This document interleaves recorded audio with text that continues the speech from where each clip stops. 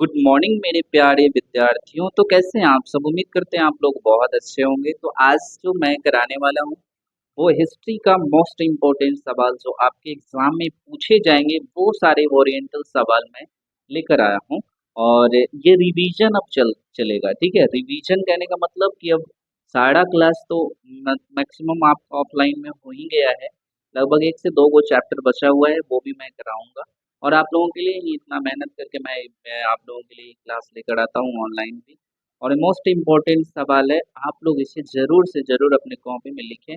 और ये नहीं समझे कि ये मुझे याद है, याद भी है फिर से रिवाइज करें, क्योंकि एग्जाम में एक बार मतलब राउंड करने के लिए आता है। एक बार बॉल पेन से भरिएगा वहाँ, बार बार नहीं। इसलिए कोई भी क्वेश्चन एक बार में करेक्ट हो, सही हो, उस टाइप से आप बनकर और एक ही कीजिए। ठीक है प्यारे।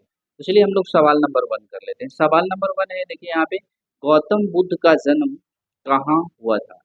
कपिल वस्तु के लुबनी में, कुशीनगर में, पाटलिपुत्र में, सारनाथ में। यहाँ पे सारीनाथ लिखा गया है, सारनाथ होगा। ठीक है, सारनाथ होगा। तो गौतम बुद्ध का जन्म कहाँ हुआ दोस्तों? वो हुआ है कपिल वस्तु के लोबनी में। Option A is a correct answer. ठीक है, ये जो है आपका राइट आंसर होगा। हम लोग करेंगे सवाल नंबर सेकंड करेंगे। सेकंड नंबर सवाल है, इंपॉर्टेंट सवाल है, सारा सवाल इंपॉर्टेंट है और ये रिवाइज कराइए। एग्जाम में आपका एक भी प्रश्न नहीं छूटेगा, ये मेरा गारंटी है। आप लगभग 100 को प्रश्न होता है ऑब्जेक्टिव का, जिसमें 50 बनाने के लिए होता है। 50 में 50 आप मान के आइएगा, ये मेरा वादा है। ठीक है। ये क्वेश्चन नंबर 2 है, महावीर ने पार्श्वनाथ के सिद्धांत में नया सिद्धांत क्या जोड़ा? तो ब्रह्मचर्य जोड़े थे। ऑप्शन बी जो करेक्ट आंसर, ब्रह्मचर्य जोड़े थे। चलिए हम लोग नया नेक्स्ट सवाल करेंगे। सवाल नंबर 3 है और इम्पोर्टेंट सवाल है, सवाल नंबर 3। ये एग्जाम में हमेशा आता है, इसको आप लोग स्टार लगा लीजिए, अभी भी आई लिख लीजिए। श्वेतांबर दिगंबर का संबंध किस धर्म से है? श्वेतांबर और दिगंबर का संबंध किस धर्म से है? जल्दी से आप कमेंट करके बता सकते हैं। तो दोस्तों ये जो है आपका जैन धर्म से संबंधित है। श्वेतांबर श्वेत वस्त्र धारण करने वाला साध्वी और दिगंबर नग्न वस्त्र रहने वाला जो जैन धर्म के अनुयायी। ठीक है, ये माने जाते हैं और इसको हम लोग श्वेतांबर और दिगंबर के नाम से जानते हैं। और ये क्वेश्चन है, एग्जाम में आपको आएगा। ठीक है, अगर आप लोग पढ़े हैं तो कमेंट भी नहीं करते, कमेंट करके देखिए कि आप लोगों का सही आंसर है कि नहीं। आर्यों की सभ्यता किस नाम से जानी जाती है? तो आर्यों की सभ्यता किस नाम से जानी जाती है, बताइए जल्दी से। फोर का राइट आंसर वैदिक सभ्यता। आर्यों की सभ्यता वैदिक सभ्यता है, सी ऑप्शन करेक्ट आंसर। सवाल नंबर हम लोग करेंगे 5। 5 नंबर सवाल है दोस्त, आर्यों का सबसे प्रमुख पशु कौन था? गाय, बैल, सांड या घोड़ा? जल्दी से बताइए। 5 नंबर का राइट आंसर ए है गाय। Option A is correct answer. अगर गलत कबू हो जाए तो आप लोग कमेंट करके बता सकते हैं। ठीक है ना। नूरजहां का असली नाम क्या था? जहांआरा, गुलबदन बेगम, मेहरुनिसा बेगम या चांद बीबी? तो नूरजहां का असली नाम था मेहरुनिसा बेगम। 6 का राइट आंसर होगा ऑप्शन सी, सी जो करेक्ट आंसर। चलिए सवाल नंबर हम लोग 7 करेंगे। मोस्ट इंपॉर्टेंट सवाल है, रिवीजन करिए खाली। आईएन अकबरी के लेखक कौन है? आईएन अकबरी के लेखक बदाऊनी अकबर या आपका अबुल फजल या फैजी? तो आईएन अकबरी के लेखक अबुल फजल, ये सब हम लोग क्लास में पढ़े हुए हैं, सिर्फ यहाँ पे रिवाइज करेंगे। और ये ओरिएंटल क्वेश्चन है, एग्जाम से रिलेटेड है, एग्जाम में आपको पूछेगा ही पूछेगा। ठीक है, कोई नहीं रोक सकता इस टाइप के क्वेश्चन को ना पूछे, पूछेगा। तंबाकू के सेवन पर किस शासक ने प्रतिबंध लगाया था?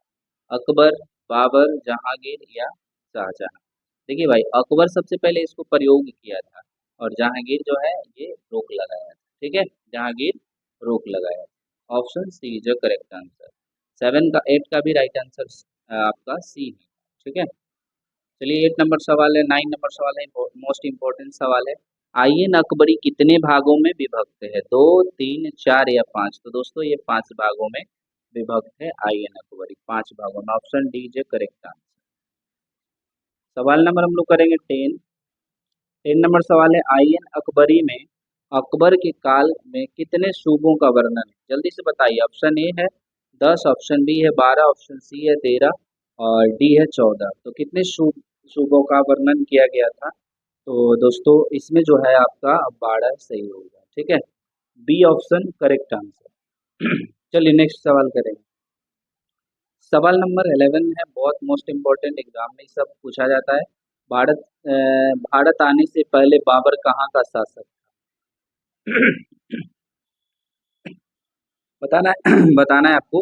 भारत आने से पहले बाबर कहाँ का शासक था? ऑप्शन ए फरगना, अफगानिस्तान और युआन या अरब। तो ये फरगना का शासक था बाबर। कहाँ के शासक था? फरगना का शासक। Option A is correct answer. चलिए हम लोग सवाल नंबर करते हैं 12। 12 नंबर सवाल है, बहुत इंपॉर्टेंट सवाल है, ये सब देखिए और करिए। अगर आप लोग पढ़े हुए हैं तो ये सब का जवाब दीजिए। अकबर ने टोडरमल को दीवान ए अशरफ कब नियुक्त किया? 1582, 1583, 1584, 1585। ये ऑप्शन करेक्ट आंसर है। ऑप्शन दे क्वेश्चन देखिए, कमेंट आप कर सकते हैं, ठीक है। और रिवीजन का मतलब होता है फास्ट करना, थोड़ा फास्ट करिए आप लोग और कमेंट भी करिए।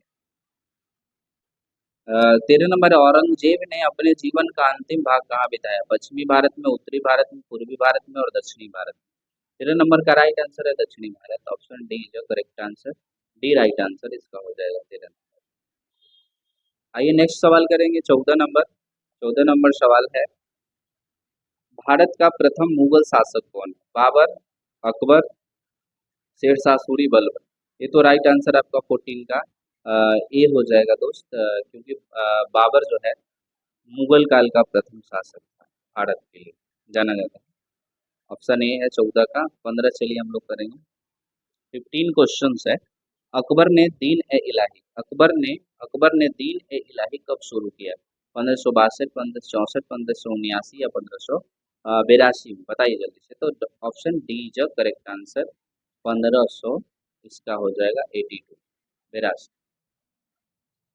नेक्स्ट सवाल हम लोग करेंगे, सवाल नंबर 16 है। 16 नंबर सवाल है, इम्पोर्टेंट है, मस्त सवाल है ये भी। कृष्णदेव राय की रचना कौन सी थी? अमुक्त माल्यदा, कुमार संभव, देवी चंद्रगुप्तम या मुद्रा राक्षस। तो जल्दी से बताइए आप लोग इसका राइट आंसर 16 नंबर का। तो A option is correct answer 16 का, ठीक है। 17 नंबर सवाल है। 17 नंबर सवाल है, गोपुरम का संबंध है किससे? गोपुरम का संबंध किससे है? व्यापार से, गाय से, मंदिर से या नगर से? तो मंदिर के मुख्य द्वार जो आगे लगा हुआ रहता है ना, बड़ा सा ऐसे गेट, ऐसे बड़ा सा, उसके बाद अंदर हम लोग इन कर लेते हैं मंदिर में। तो ये ही गेट को हम लोग जो है मंदिर के द्वार कहते हैं, और मंदिर के द्वार जो है इससे संबंधित है गोपुरम का, ठीक है। विजयनगर साम्राज्य पढ़ाए हैं ऑफलाइन में तो आपको पता होगा। 18 नंबर क्वेश्चन है, विजयनगर का महानतम शासक कौन था? देवराय, कृष्णदेवराय, अच्युत राय या सदाशिव? तो बी ऑप्शन करेक्ट आंसर है 18 का। 18 का बी ऑप्शन क्या है? करेक्ट आंसर है कृष्णदेवराय इज करेक्ट आंसर। चलिए 19 नंबर सवाल है, मोस्ट इंपोर्टेंट। विजयनगर साम्राज्य की स्थापना किसने की?